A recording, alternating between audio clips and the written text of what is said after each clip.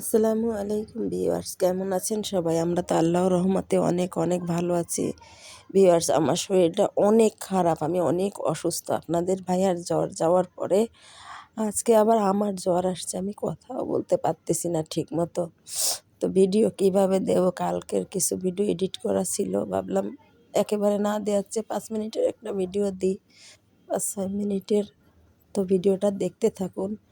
আমার ভাই আসছিল কালকে, বলছিলাম ভিডিওতে, ওর আব্বুর বন্ধু আমাকে বোন ডাকছে। তো অনেক দিন দেখা হয় না, আমি বাড়িতেও ছিলাম না, এই জন্য হলো আমি আমাকে দেখতে আসছে আর আপনাদের ভাইয়াকে দেখতে আসছে। তো আম আনছিল, সে আমটা কেটে দিলাম আপনাদের ভাইয়াকে, আমার ভাইকে, মেয়েকে।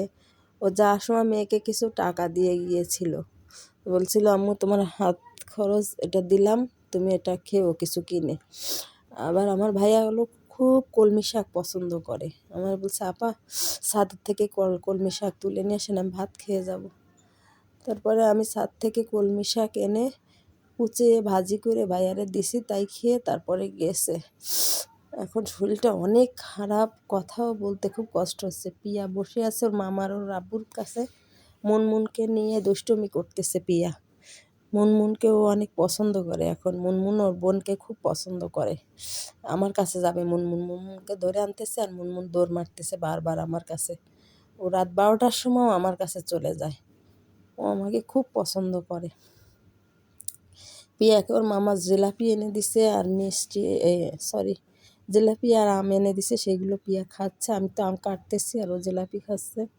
শরীর ভালো না বিধায় ঘরের কাজও করতে পারিনি, আসছি পর হসপিটালে যাওয়া লাগতেছে আপনার ভাইয়ার সেবা যত্ন। এই যে আমার ভাই কলমি শাক কাটতেছি, এদিক ওদিক দূরদূরি করতে যে ঘরের কোনো কাজই করতে পারছি না। আবার রাতে আসছে জ্বর, এত জ্বর, 104 জ্বর আমার। আমি কথাও বলতে কষ্ট হচ্ছে অনেক।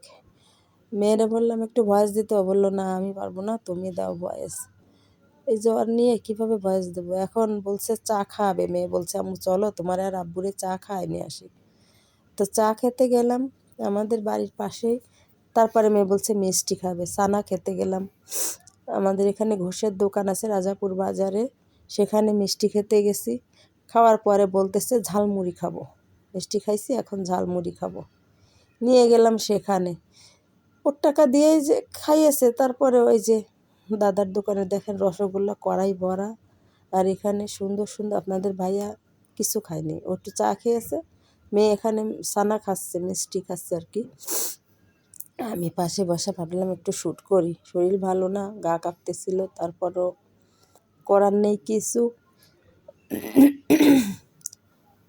তো ওকে বললাম তুমি খাও। এখন দোকানদার বলতেছে আপা আমার দোকানের একটু ভিডিও করে দেন, আমার দোকানের একটু ভিডিও করে দেন যাতে মানুষের কাছে যে পৌঁছায়, আর ঠিকানা দিয়ে দিয়েন।